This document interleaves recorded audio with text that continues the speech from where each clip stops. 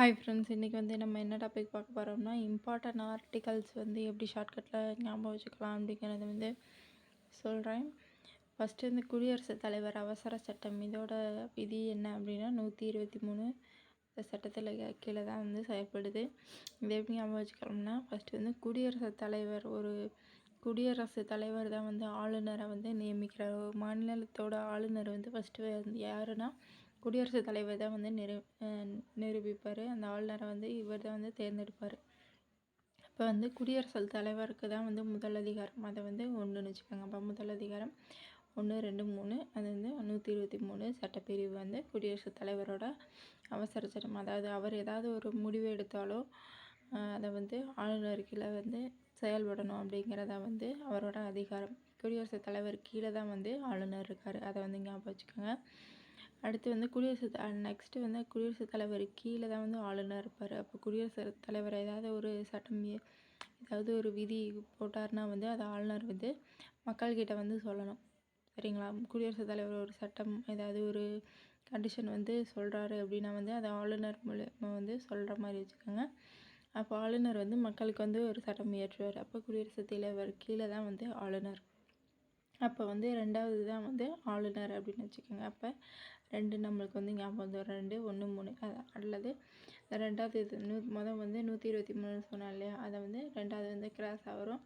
2வது ஃபஸ்ட்டு வந்துட்டு 213, இந்த மீதி இருக்க 1, 3 வந்து பின்னாடி போய்டுங்க. 213 சட்டப்பிரிவு வந்து குடியரசுத் தலைவர் கீழே வந்து ஆளுநர் தான் வந்து சட்டம் வந்து இயற்றுவார். அதை வந்து ஞாபகம் வச்சுக்கோங்க. அப்போ 123ங்கிறது வந்து குடியரசுத் தலைவர் அவசர சட்டம், 213 அப்படிங்கிறது வந்து ஆளுநரோட அவசர சட்டம். நெக்ஸ்ட் வந்து உச்சநீதிமன்றம். நம்ம ஏதாவது ஒரு தீர்ப்பு தேடி போனோம்னா ஃபஸ்ட்டு உச்சநீதிமன்றத்தில் வந்து நம்மளுக்கு எது சரியான தீர்ப்பு கிடைக்கலைன்னா நெக்ஸ்ட் வந்து உயர்நீதிமன்றத்துக்கு தான் போவோம். அப்போ உச்சநீதிமன்றத்துக்கு மேலே தான் வந்து உயர்நீதிமன்றம்.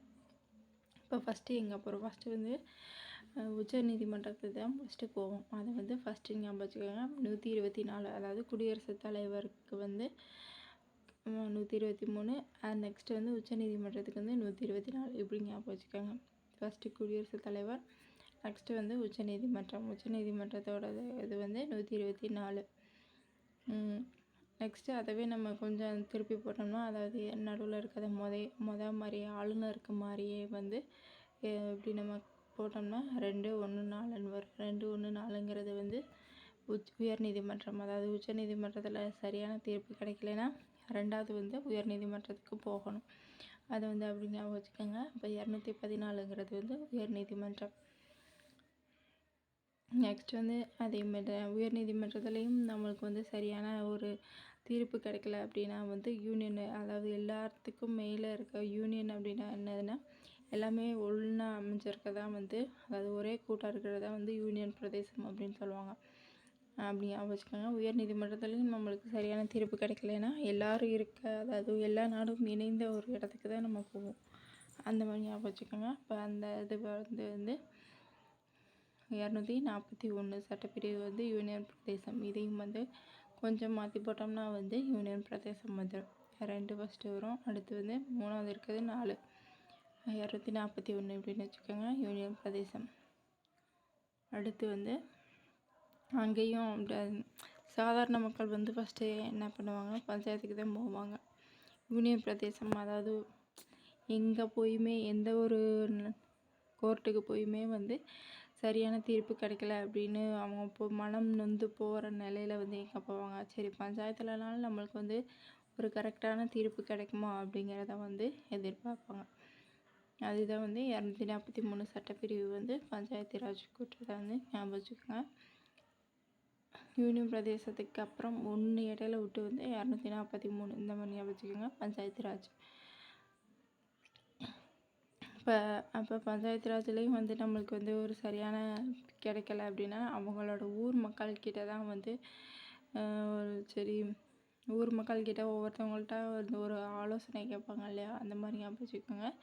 பஞ்சாயத்து ராஜ் கீழே வந்து செயல்படுறது வந்து பட்டியல் பழங்குடியினர். அங்கே வந்து ஒவ்வொரு ஆள்கிட்ட அவங்களோட ஆலோசனை கேட்பாங்க இல்லையா, அதை வந்து ஞாபகம் வச்சுக்கோங்க. அது வந்து பட்டியல் பழங்குடியினர். நம்பர்ஸ் எப்படி ஞாபகம் வச்சுக்கலாம்னா 243 வந்து நம்ம திருப்பி போட்டோம்னா 342 பட்டியல் பழங்குடியினர்.